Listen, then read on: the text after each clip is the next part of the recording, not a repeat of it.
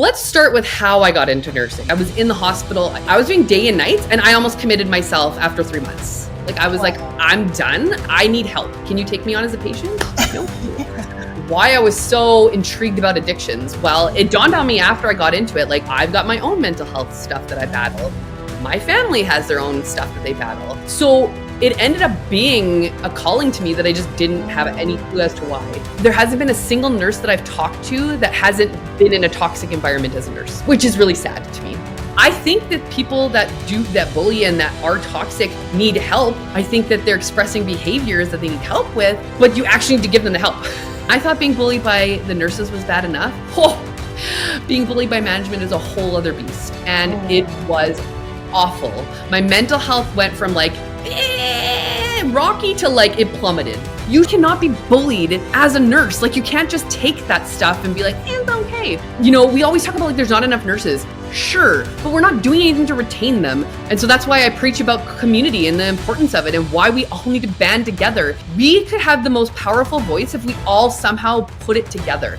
Welcome to the Nurse on Purpose podcast, where we challenge media stereotypes about nursing and spotlight the incredible and diverse roles nurses play in healthcare. I'm your host, Nello. Every week, I'll be joined by a nurse who is reshaping the narrative. From frontline care to leadership, education, innovation, and beyond.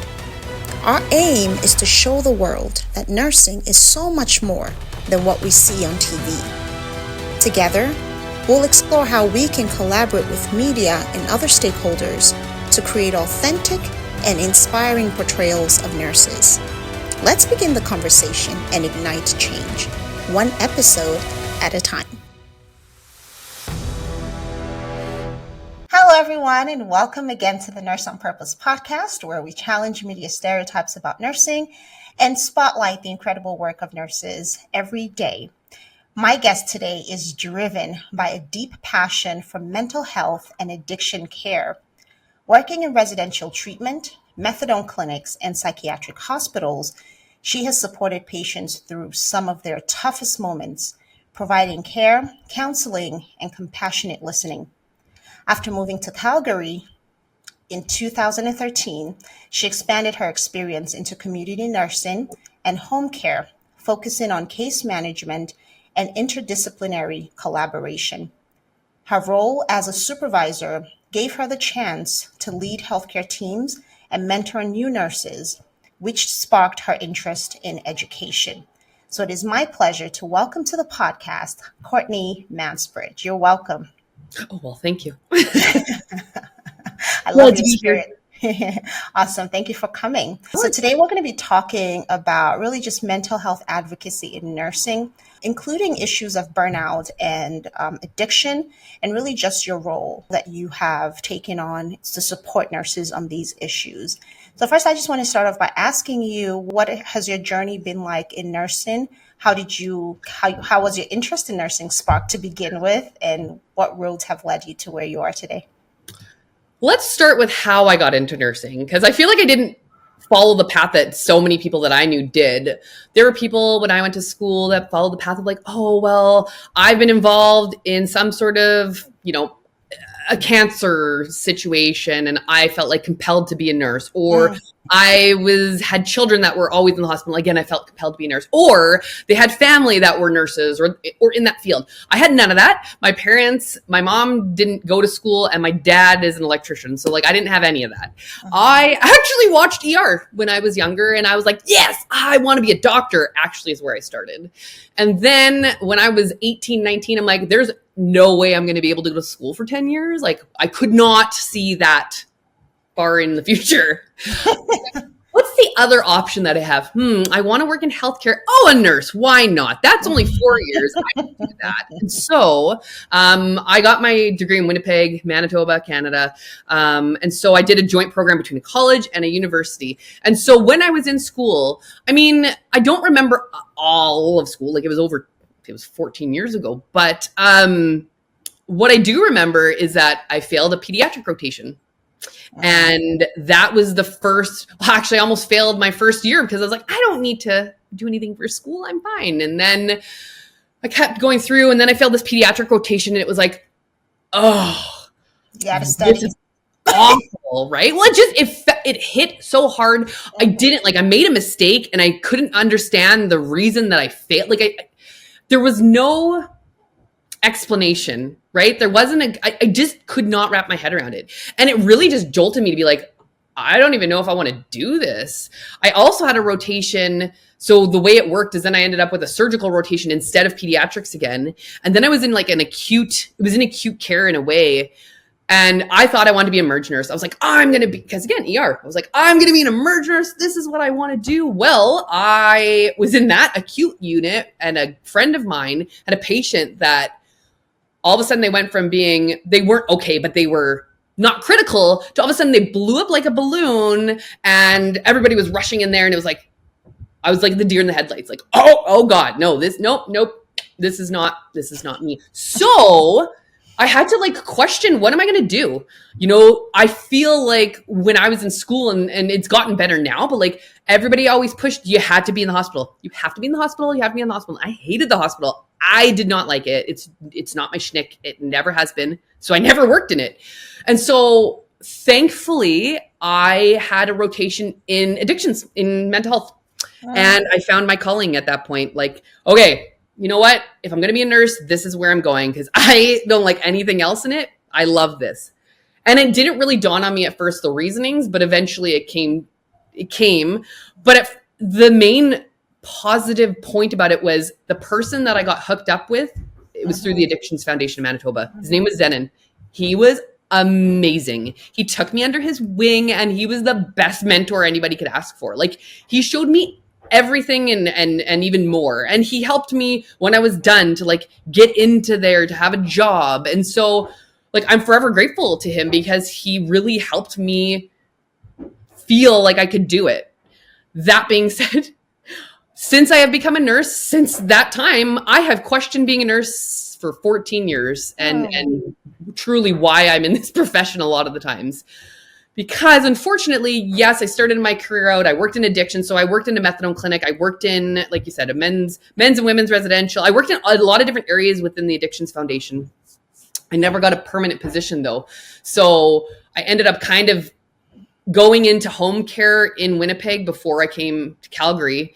And so I kind of dipped my toe in there, and it was okay. I was in the hospital, psychiatric hospital, not bedside, ER nursing, psych hospital. But honestly, I was doing day and nights, and I almost committed myself after 3 months. I was I'm done. I can't, I need help. Can you take me on as a patient? No. So I knew that just wasn't my thing. I'm not good at nights.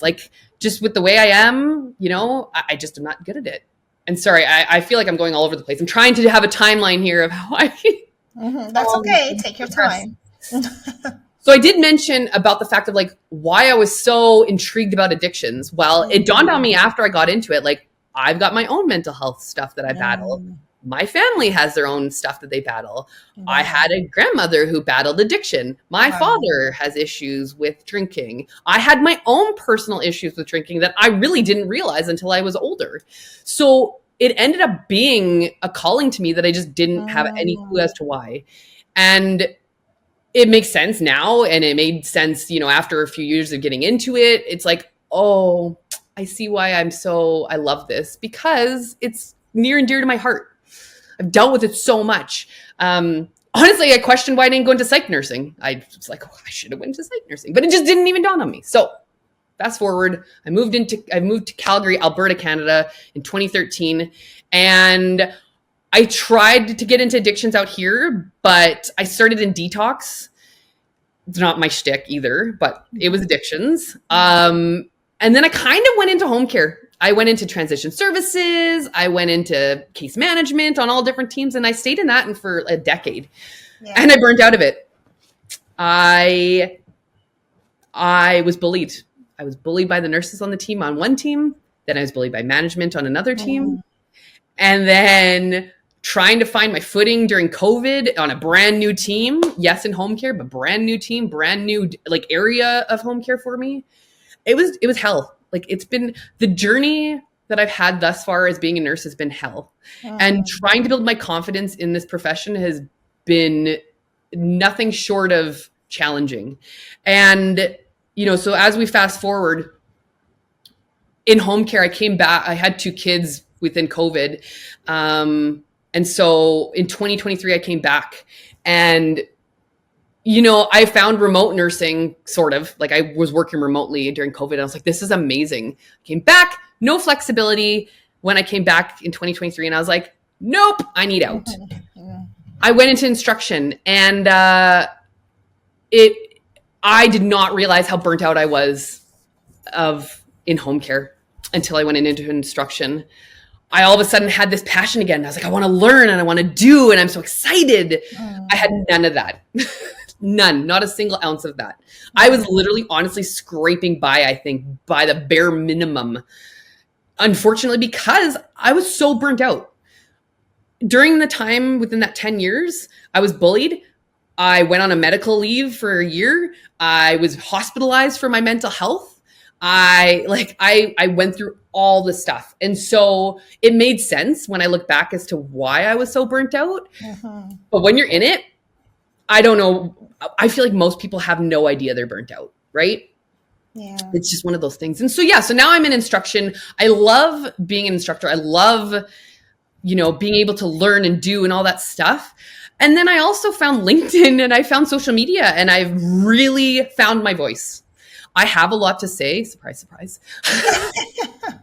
I didn't know that. Again, my confidence has not necessarily been there, but I knew that the things that I had to say were important. I've always fought. I don't want to be known as a fighter, but I've always fought for what I feel is true. And so being on LinkedIn and sharing, about my burnout, about my bullying, all that stuff, it led me now to building a group on LinkedIn called Nursing for Change to try and get nurses together to build community and try to change what we have. Because unfortunately, there hasn't been a single nurse that I've talked to that hasn't been in a toxic environment as a nurse, which is really sad to me, regardless of where they are in the world. So I feel like that's kind of where I led to today. Thank you so much for sharing that.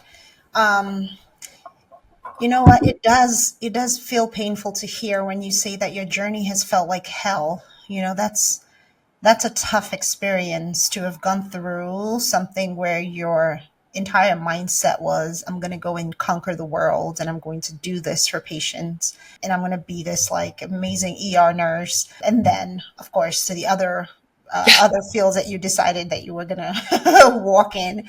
But it feels like a disservice to the profession when even one nurse can say that they've been bullied or there has been incivility or toxic workplaces that they've been exposed to.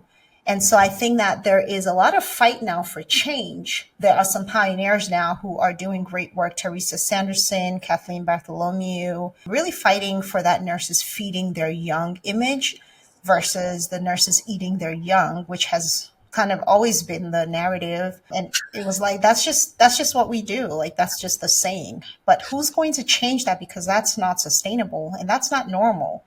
So sorry that you've gone through that. And I'm really glad that you're creating something to bring about that change and to create community among nurses. So talk about your personal experiences, because you said that there were some personal experiences that you went through that really ignited your passion to want to help others dealing with addiction, or if you feel comfortable, of course. Yeah. Oh, I'm happy to share all that. I also forgot to mention, and I want to bring this up because it also highlights another aspect of challenges and toxicity within nursing. So I also tried to get my master's. I tried to get my NP. I forgot to mention this in 2016. I did 2 years. And this was also part of the whole downfall of me getting hospitalized and everything, that piece. But I did 2 years. Everything was fine. I was handing in assignments. All was good. All of a sudden, I do this rotation. It was a women's rotation and I'm failing the clinical piece and I'm failing the course. What? I didn't, and again, now that I'm in academia, I know what you can do to try and fight those things, but I didn't at the time. But yeah, no, I did horribly. This instructor brought it out to everybody, like, these people did really poorly. I don't know. Like, it was awful experience. And it's something that I hold true to myself now of being an instructor. Like, I'm not going to put people through that. I have, and I didn't even realize it. And I've had to learn to like change the way that I've operated, because you don't even realize that you take a lot of what you've done or been through and implemented that, right? Yeah, hurting people hurt people, huh? Unfortunately, you don't always mean to. And until you reflect and recognize it within yourself, you don't realize that you're doing it. And so thankfully, I've learned, you know, I've been there almost 2 years, and I've learned enough within those 2 years to try and change that around. But it was an awful experience, and I didn't go back. I didn't finish it. I didn't finish my NP. It sucks. I wish I would have. But at the same time, I'm like, was it the best thing to do? I don't know. I love the MPs that are out there, but yeah, it's no different. They're still having a fight. There's still a fight, right? So you asked me about, and I'll go back to that. You asked me about my journey with it. So the way that it ended up happening was, you know, I went to this job. I started as a case manager, and I was all bright-eyed and excited because I'd worked on the other end. So I worked in transition services, which is like the middle person in the hospital between home care and vendors. And I also worked at the vendor. And so, you know, I saw that side, which I didn't like, but I worked at the vendor. So I was like helping with the healthcare aides and supervising them and the LPNs and stuff. So finally, I'm the case manager. Got this. And I was the lucky person that ended up, the way that it was structured is everybody kind of had a pod. And so within that pod, there was a nurse, there was a case manager, there was a physio, occupational therapist, all those kind of disciplines. I had all the pods. I dipped my toe into all the OTs, all the physios, all the nurses, instead of my own pod. Yeah. So I had to manage all different personalities because I just got lucky and I had areas that had everybody in it. Within that, I had these nurses that bullied everybody. I was the case manager. They were called the nurse interventionist. So they were doing all the wound care and all the like more hands-on work, whereas I was case managing the client, their care. So they bullied us. It was like, oh, well, you can go do that. Oh, this is your job. Oh, blah, blah, blah. And putting it all on me, putting it on the LPNs. If anyone came in casually, all of it was on them. It was, they had the full caseload from them.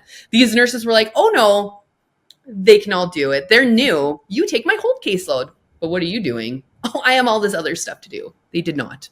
They just put it on everybody else, right? Yeah. It got to the point there, it wasn't just me. There was multiple of us. I had my lovely crew that kept me sane the 2 years that I was there. And we went to management. We had seminars about toxic work environment, all this stuff. Yet still, who ends up leaving? Me. All the people that got bullied, they left. The people that were toxic stayed. Which is kind of unfortunately how it ends up going in a lot of these areas. And unfortunately, we had a union. And I like unions, but I don't like unions at the same time because they protect those people, right? I think that people that bully and that are toxic need help. I think that they're expressing behaviors that they need help with, but you actually need to give them the help and they need to follow through. And that doesn't always happen. And so then I went from there. Then I went to another job where I was like, okay, I just need a different mindset. I got to get out of this, start somewhere else. And then I get bullied by management. And I thought being bullied by the nurses was bad enough. Being bullied by management is a whole other beast. And it was awful. My mental health went from like rocky to like it plummeted. Oh, wow. And I ended up on a stress leave for a year. I went back, and then they slapped on a note on my file, basically. The union was like, no, you should go off. Okay, cool. Then I'm not getting approval because I'm not sick enough. And then I ended up being hospitalized, and then I got for short-term disability. Like, it was hell. It was literal hell. And all because I went to this team, and because I was from the city and I came to the rural area, and I was like, what are you doing? Like, why aren't you using your laptops? Why are you writing things on boards? Like, so I brought all this excitement and innovation, and they weren't having it. And I wasn't having a lot of the things. I was on an ethics committee in the city, and I was like, no, I'm not like this. I had a patient that was being verbally abusive to the nurses. And all of them were like, yeah, that's just her. We've tried and, this is how it goes. And you were like, literally. no. And that was the downfall for me. Unfortunately, that patient was my downfall. I ended up shooting myself in the foot because I put myself out there and wasn't letting it go. That patient ended up getting off of our caseload because the higher up manager was like, so you can go to the clinic, because she was able to walk. She was a senior, but she was capable. She was getting a tinzaparin injection. So she was getting a blood thinner. So you go to the clinic or you do it yourself. She chose what she chose, which was not getting any help. And then within 6 months, this is going to sound super morbid, but she ended up dying from a stroke. But it was her choice, right? And now, looking back on that, now knowing all the things I know, like that was a long time ago for me now. I would have tried harder to understand her side of things versus the way that I did operate. But still, you still cannot be bullied as a nurse. Like, you can't just take that stuff and be like, it's okay. But unfortunately, because I have a big mouth, that ended up being my downfall for that job. And it was that, then it ended up spiraling and spiraling and spiraling. And everything I did was in question. I was talking with people on my team within the office, and I chat. And I was told, I got to go sit back at my desk because I'm talking too much. Personal text messages were pulled to show in meetings that I had with the union to reprimand me. It was horrible. I wish it upon literally no one. And then I ended up coming back from that leave, and I got accommodated because I was pregnant. And so they let me work until I had my child. And then when I had come back from that mat leave, that was the year COVID was like, everything shut down, and I went on to a completely different team. Yeah. And so I had to build my confidence back up. Thankfully, I did it with that team, but there was still shit on that team too. Just not as bad. So that's been my journey. Do you feel like your personality just didn't match up with theirs? Or do you think it wasn't a personality thing only, or like a personality difference thing? It was just like mean girl behavior? I think there was multiple layers to it. So for example, I just got diagnosed with ADHD last year in my 30s, which was awesome. That explained a lot of my like fighting for justice and a lot of the things that I do. So I think that had part to do with it, and I could have been maybe more refined in how I brought about my concerns. But I do also think that, for example, the managers had favorites, and I wasn't one of them. And because of that, I got treated like crap. And lots of people had those experiences. I think that the nurses that were bullying were the problem. One of them ended up actually getting published in the nursing, our associate, so the nursing CRNA Nursing Association in Alberta. Yeah. She ended up being published in for the public to see that she's done wrongdoing. So I know I was in the right with what I said and what I was kind of trying to bring about, but because it was me by myself. No allies, huh? No friends? I mean, I had my friends at that one job with the nurses that were being bullied, but then we all ended up leaving because we couldn't do it. Then when I was getting bullied by management, people agreed with me, but nobody stood up with me. I just stood up by myself. And so that's why I preach about community and the importance of it and why we all need to band together. The amount of people that I see on these social media platforms that are all like doing it on their own, like we could have the most powerful voice if we all somehow put it together. Yeah. Like you said, Teresa Sanderson and some of these other nurses, like there's so many. Rebecca Love, Sarah Fung, the list goes on and on. Annis, Jen Johnson, Taylor, like Emily. I feel like I'm just name dropping everyone now, but like there are so many of us out there, even you with what you're doing, right? Yeah. We're all doing this. We're all raising our voices, but like truly we're still doing it all on our own. Yeah. When you think about it, right? We don't have impact. We need to kind of band together. That's right. There's a saying that if you want to go far, if you want to go alone, if you want to go far, if you want to go fast, but if you want to go far, you have to go together, right? Well, and so I hear you. I think that it definitely takes, huge village to make impact, right? And also to sustain it. It's important that as we have these conversations that we're also positioning people as champions, like let's say your organization, right, that you've created, has a group of people, and that each person becomes a champion in their own locale, in their Yes. own hospital, in their own whatever, to say, we're calling this initiative like Nurses Feed Their Young or whatever it is. And it's the coalition against incivility in healthcare or nursing, right? And like we come up with something like a name like that, so that if such things are happening, especially when it's happening by management, that's even worse, because who do you report to at that point? So right. So there should be it would be great to have those kinds of teams that address those issues, and their goal is to make sure that we are continually trained in emotional intelligence and communication, and interpersonal relationships and stress management. A lot of these things do have to do with like high stress levels. Like people are just 100%. tired a lot, and they don't really have, they're like, I don't have the patience to be nice to you. Like if you don't know what to do, like if you can't get it together by yourself, like I'm not the one. Like just you know. So I think a lot of that also has to do with just staffing ratios, high stress on the job, all the personal factors, I'm sure. So I'm sorry that you got to go through bullying and those kinds of things. And I think you've kind of explained what bullying looks like, because I did want to ask you, like, if somebody felt like they're not sure, they're feeling some kind of hostility, but they don't know how to describe it, if they could describe it as bullying, what would they look out for? And it's interesting because I feel like it always looks different. So ironically, I feel like it shouldn't be ironic, but I was bullied. I've been bullied my whole life. Like I was bullied. No, I'm so sorry. Why were you bullied? You're so wonderful as a person. Thank you. I kind of feel like I'm great, but apparently I'm an easy target. Probably because I have a big mouth and I like to talk a lot, that I'm an easy target. I don't know. But it started in elementary. It went all the way throughout high school. It continued into work and all that stuff. And so probably that's the reason I really love advocating and I want to speak up about things, because I'm like, this is not okay. Because it's happened. And so when you say that, I think it always looks different. I think that my own personal experience was like, it looked different from the nurses versus the management, right? Mm-hmm. The nurses were like, oh, well, we're just going to push this on you and push this on you. Oh, and then we're going to go to management when we don't like what you do. And like, I put one of their names in a case note. That's allowed. I'm allowed to do that. But she didn't like how it looked. And then she reported me because I did something wrong, when it ended up being founded that I was fine.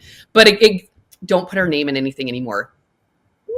Nope. That's not how this works. So, okay. You know what I mean? So I think that when it was with the nurses, it was being treated like I was trash. Like I could never they would never do the things that was part of their job. Everything always fell on me. I'd ask them for a favor. Nope. It was subtle, but it wasn't at the same time. Right. It was, they're not doing the things that I've asked them to do. They're not doing their job technically. They're putting it on me. They're putting it on other nurses. They're not looking like they're doing anything, but they're busy. They're going to management with complaints, but yet the complaints are not correct. Like they're not founded. So that's kind of what it looked like. And then when it came to management, like literally, I could do no right. Everything I did was questioned. A patient complained about me and I was the problem. I literally got pulled in before the union got involved. I got pulled in. I was going on a vacation. I think it was like on a Monday and I got pulled in on a Friday. I can't remember, but it was horrid. I got pulled in by myself, both the managers literally telling me my dress code wasn't appropriate. The way I talked wasn't appropriate. The suggestions that I had were inappropriate. Like literally every single thing. And the dress code, there was no dress code. That's the ironic part. Dress code didn't exist in home care. We could wear whatever we technically wanted, but my dress code was inappropriate. Like the list went on. And I bawled my eyes out because I was like, what the hell is going on? Like, oh, what am I doing? Then everything kind of kept going. So yeah, it felt like I was just constantly being targeted. So I would say to anybody who feels like they're being bullied, it's not like you're just being like, it's just like, I just don't like my job. No, you feel like you're being targeted. You feel like you don't want to go to work because you don't know what's going to happen. You feel stressed. It's pouring into your personal life. Like you're not treating other people well, or you're tired, or you're feeling depressed. You're snappy too. All that mental health stuff that you don't really realize. That's what ends up happening. You're anxious, you're depressed, you're feeling like you don't have the drive to do anything. You're putting in the bare minimum of your own work.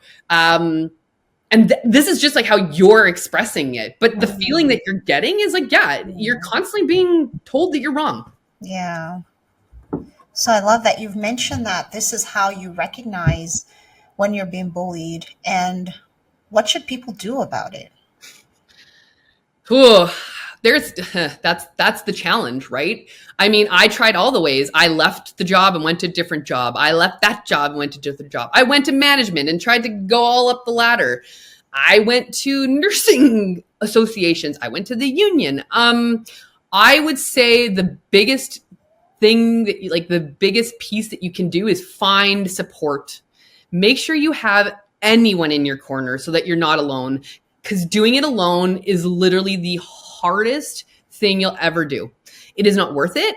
There's no point being alone in this. Yeah. You may stay longer, not by choice for that reason, but like at least you have somebody in your corner that can lift you up. Because honestly, if I didn't have anybody, I probably would have quit nursing by this point. Truly.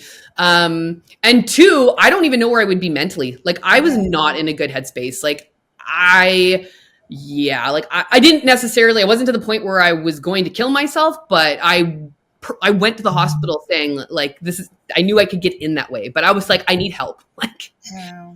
I'm not okay. So Wow. that's what I would say is find some sort of support. You know what? Use your voice. Like I know that it's exhausting. I know that people feel like they don't know what the wrath is going to be if they do. But honestly, the payout for me in the long run of like the validation when I found out that that nurse got found by our association was like, okay, it was worth it that I did what I did. You weren't crazy. And honestly, like that, sometimes you don't get the validation and it's okay. But when I use my voice and I talk to colleagues that I trust or people that that are unbiased, like that are, third parties and they agree with me, I'm like, no, I am right in what I'm saying. Like I am in the right here and it's not okay.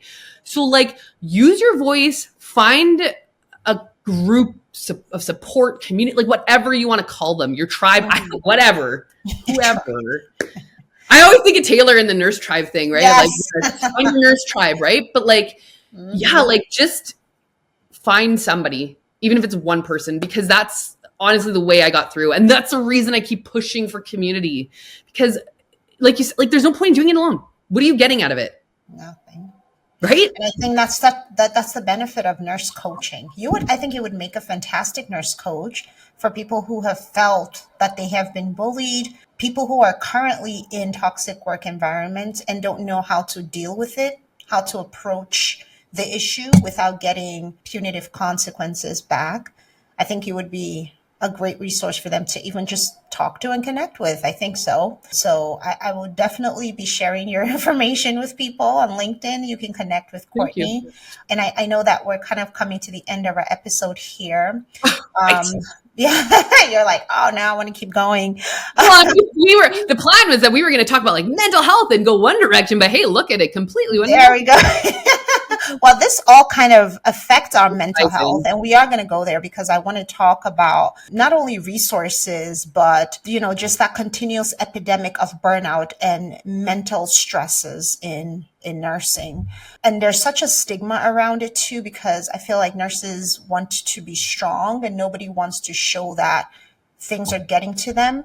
Yep. So, let's talk about mental health in nursing. What do you think are some of the most common mental health challenges that nurses face? And you've kind of touched on this, but why do you think these issues are so prevalent in the profession besides, of course, the toxic work culture? Oh, I feel like there's just too many layers of that to be and I appreciate you asking me that.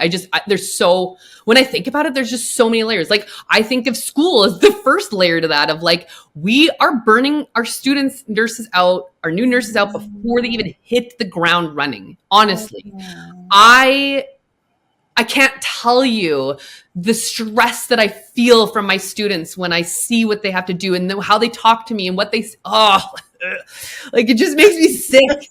And I know that a lot of us in like where I am feel the same way, and we are trying to push for that, but like it's sickening. It's sickening that they have to get 80, 90, like an A plus average to get into the schools out here, like RN, to get their degree. They have to get an average of 90%. Like, are you kidding me? Yeah. Yeah. How is that? So there's Yeah. your first go. How many other layers? The toxicity, leadership, not knowing what they're doing and not getting the help to figure out what they need to do.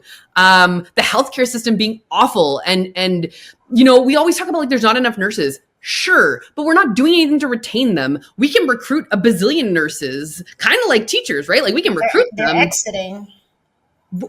We're not keeping them. Nurses don't stay in the profession.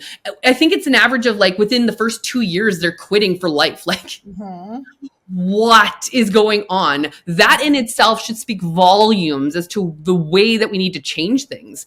Is it because, again, are they burnt out before they even get in there? And then they're in this environment that's toxic, it's inflexible, it's not meant to house people, right? Like it's not meant to house humans. I don't know how we as robots apparently have worked for decades, some of us, but that's how I feel sometimes I have been as a robot, because when I look at it, like, how have I been doing this for over a decade and I'm still here, like with the things that I've dealt with, and I haven't even worked in the hospital. I've only worked in the community. So there's so many pieces to that. And like when it comes to the mental health piece, anxiety, depression, addiction,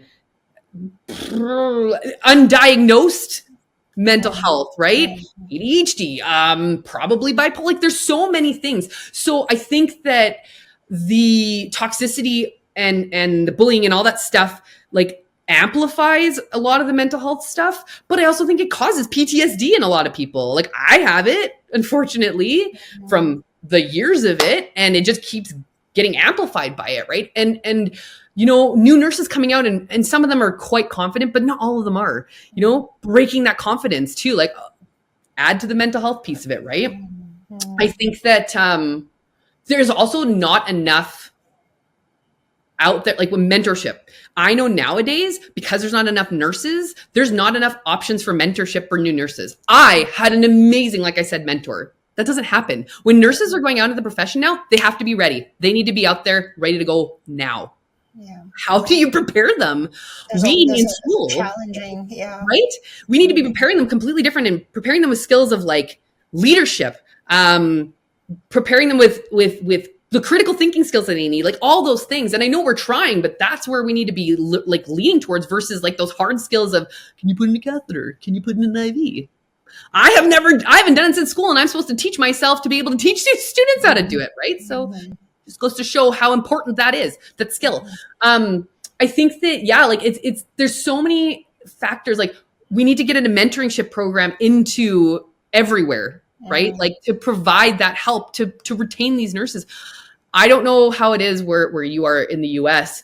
I know in Canada, depending on where you work, some insurance companies have, where I was, it was like $3,000. They upped it during COVID to $3,000 a year for psychiatric care, like mental health care. My husband's company has $300 a year. Out here, Canadian, it costs $220 an hour to see a psychologist. Where are we getting the money to pay for the help if we are getting bullied? There's so many pieces. So like, and the free services, you're on a waiting list for forever, right? So where are you getting the help? So when you do end up having this happen and you're burnt out and you need this help, where's the help? So for people who are supposed to be giving that care, we should understand best how to care for one another, right? And be less of a burden to the healthcare system with things like mental health issues that stem from bullying. Of course, there's mental health issues from other things, but they shouldn't be coming from the way that we're treating each other as nurses, as colleagues. That's something I would love to see change. Thank you for that work that you're doing. I hope that people can connect with you really, truly, and fight together. Fight for change together. And if you see things, call them out. Don't be afraid to use your voice. Even if you get punished for it, so what? You still spoke up, and that's fine, I can't tell you how important that is. And my motto has always been, if you have had it happen to you think about the fact that there's likely somebody else having it happen to them. Absolutely. So speak Yes. up, because you're not Yeah. just speaking up for yourself. Yeah. You're speaking up for potentially one to like who knows how many people. How many others? And if those people are not stopped, they just keep going because they get rewarded by 100%. by being there, by remaining. That's a reward on its own because people are fearful of them. And so that Correct. by itself is a reward. They feel like, okay, I run this place, I'm the boss, and Yeah. like nobody can tell me anything. But the moment somebody challenges them and management actually kind of collaborates with that person and makes a change, then they lose their power. Correct. Because a lot of times those people are close with management. That's the funniest part. They Yeah. have some kind of, I don't It's know, true. whatever it is. It's like Yep. they have some club or clique, I don't know. Something. And Yeah. that's what makes it even worse, right? 100%. And that's why I said those champions that can be stationed in different hospitals, these are the people that we report to, and these are the people that make the decisions about what happens to bullies. I think that's key, especially in nursing. Exactly. I would love if, I'm sorry, I didn't mean to cut you off. I would love if we could, like, honestly, I started this group on LinkedIn. I never in a million years would I have thought to start this group. I talked to a few other nurses, Wendy Pereira, Anastasia, and I was just chatting with them and like, you could be a leader, like, right? And you should start a group, because I was explaining all this stress that I'm feeling of seeing what everybody's posting. And they're like, you could do it. And I was like, no. And I started, and it's now almost up to 200 people in this group since December.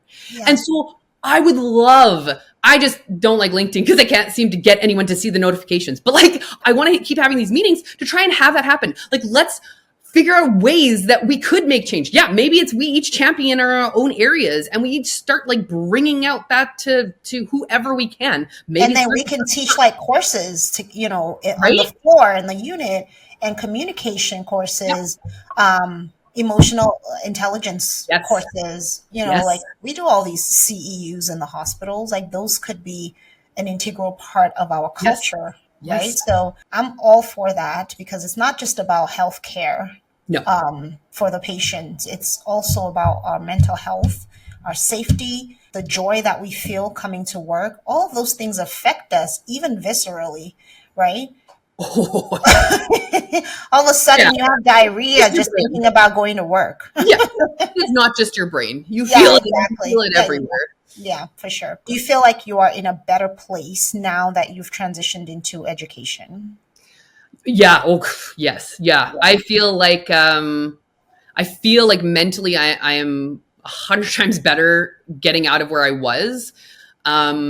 I still feel like I have a lot of work to do, but I do feel like I'm stronger than I ever have been. I use my voice in more constructive, productive ways now, but I still use it. I haven't stopped using it. And I will never stop using my voice. Yeah. And honestly, finding the people that I've found on social media have just given me that much more power to be like, okay, I know that I'm capable. I know that the things that I say have meaning and they help people. And so that's what I want to keep broadcasting to people.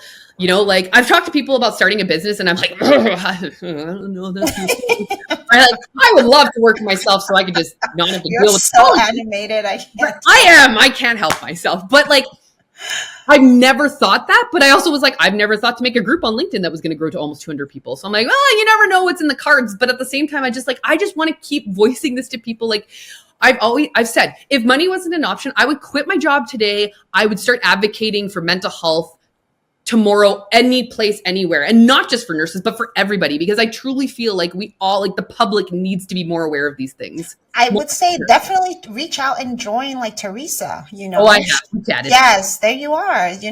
She's already in that grind doing something. She's already bringing her services to hospitals and teaching and community. Well, I guess you're in Canada, so I'm not That's sure the how that challenge, would translate, right? but still, you could be the pioneer for nurses feeding their young in Canada. So why not do that? That's the whole collaborative spirit that we've been talking about. So I don't want to reinvent the wheel.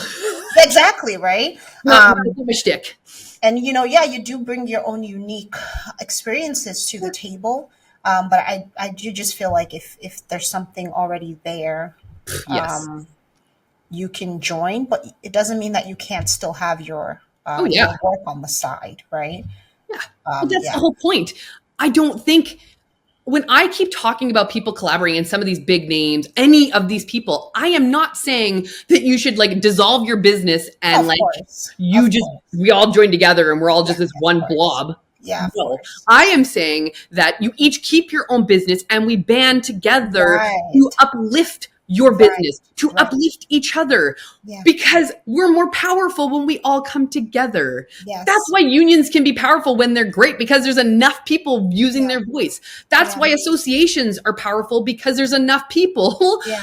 signed on. Yeah. We need to be a union, association, not maybe those titles, but you know what I mean? Like you said, a coalition. Whatever the title is, Yeah. we need to do those things in order to be powerful. Yeah. Yeah, for sure. So Wow, you're a force, girl. I think we can talk about this for hours, but I wanted to really just kind of wrap up by playing our media game. Sure. I know you've seen some shows. Tell me what your thoughts are about nursing portrayals. Oh, I don't know. I love it, but I'm also like, because I hope that the thing that I decide to talk about is going to be just as good. I don't know. It's stressful trying to think of these things. You know, it's funny. I'm a super creative person. Like I love to be creative, but it's like you think on the spot. You're like, oh, the stress gets to you. I hear you. But you know what? Have at it. Show me. Okay, let's play our game. Okay, you said you love it. Let's see if you're going to love this. I think you will. Okay, so I'll pick a category from the jar. Ready? Yes. And then, of course, you're going to turn into the writer of your own show that features a nurse or a nurse lead. Yes. You ready, Canadian girl? I am. Okay, let's go. Let's see. Oh, wait, I should shake it more. All right. Oh, you are going to love this. Mm-hmm. Your category is true crime. Okay. Okay. Okay. So fun. True crime. Like you and I talked before this, but like I guess when I think of true crime, I think of police officers and like detective shows, right? Yep. So I like, how do you fit the nurse into that? Okay. So if I think of mental health, I think of addictions. If anybody's ever watched Nurse Jackie, the whole show's premise was that she was an ER nurse, but she coped with her everything by using pills. So I want to take that idea, but like make it so that it's not the nurse with the addiction, but the nurse is dealing and helping others with addictions. The plot to it, though, is the nurse has all these clients who are dealing with addictions, whether it's alcohol, drugs, whatever it can be, but they're all of a sudden overdosing. And they're overdosing on drugs that they don't even use sometimes. And so this nurse is questioning, like, what the heck is going on with all of my clients? And so because this nurse is a detective, not actually a detective, like they're not a PI, but they just feel like that's in their heart to do. They start to investigate, and then they realize that there's somebody out there who is providing these drugs. They're like getting in with all of these clients. They're finding out through the nurse, like they're close with the nurse, and they're finding out who these clients are, and they're giving them the drugs, and they're laced, and that's how they're overdosing, because this person, I don't want to call them a bad guy, but they're a bad guy. The bad guy of this is they're basically drugging.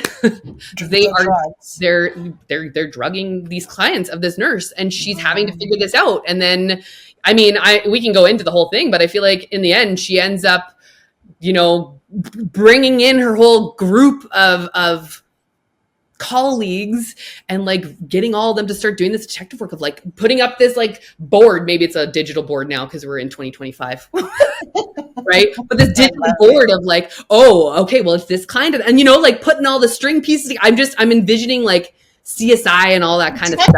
Right? Yay, I love that. And like, thank you.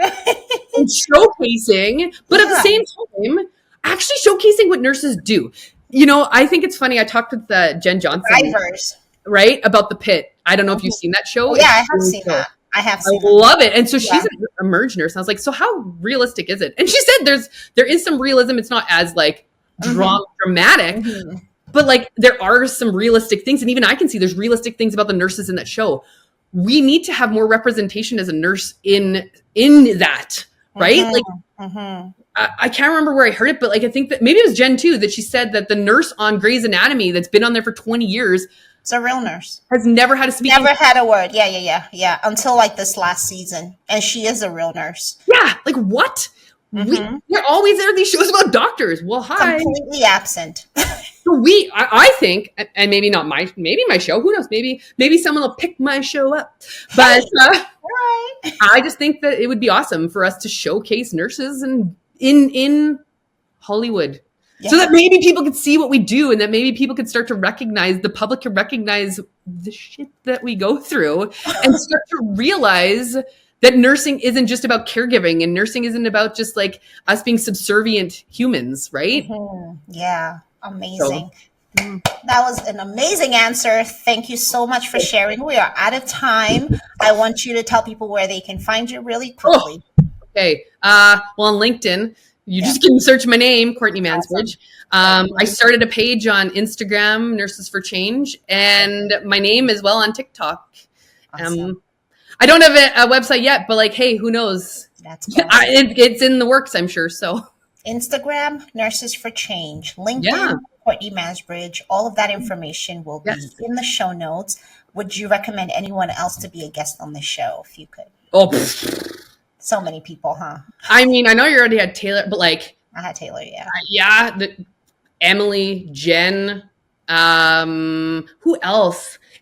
Aneth, Allie. Okay. I think that's Allie, one. I think would be Allie, yeah. I haven't seen him in a podcast. I'm sure he has been, but he would. I would love to hear him on a podcast. Yeah. I don't know. Like, have you? Teresa Sanderson would be awesome. I just interviewed her. There you go. See, I'm like all the people you're naming. I'm like, yep, got them. And then when I think about it, like, there's so and. Honestly, sometimes I want to bring about the Canadian nurses because there's Olivia Holland. There you go. She's a Canadian nurse. She's awesome. Kimberly Fleck. Her and I just started to chat. She's a Canadian nurse. Sarah Fung's a Canadian nurse. Yes, I have Sarah Fung coming on next week. and the only reason I say that is because there is a huge following of American nurses, and you guys are all doing phenomenal. And I love the amount of you that are out there. But the challenge is that Canada and US are still different and we still operate differently. And so hearing how things are out here would be awesome. So yeah, those are some names. I don't know. I'd drop. I'll send you more when I can think. No worries. Thank you. You gave me an amazing list and I'm grateful for that. And I'm so grateful to have had you on the podcast. Thank you. Thank you for being here. Thank you for sharing your story. Even though the journey has not been easy, I'm grateful that you have found a tribe, a community of people, and even forming another community to help others that have been through or are still going through the same thing. So very proud of you. And I admire you greatly. Thank you for the work that you're doing and for sharing the truth about nursing, because nursing is not all rainbows and butterflies. We know that. And this podcast is not here to promote that idea, but to truly just show the entire picture of nursing. And I'm glad that you were able to bring to light some of the ills that nursing faces. So thank you so much for sharing. Thank you guys so much for watching. It's been such a pleasure to have Courtney Mansbridge on the podcast. And until next time, take care. Thank you.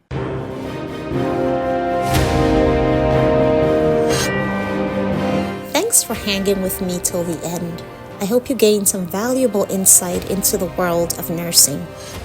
If today's episode inspired you, please like, subscribe, and share with someone who needs to hear about the amazing work nurses are doing. Let's keep breaking stereotypes and reshaping the narrative together. I'll see you next time.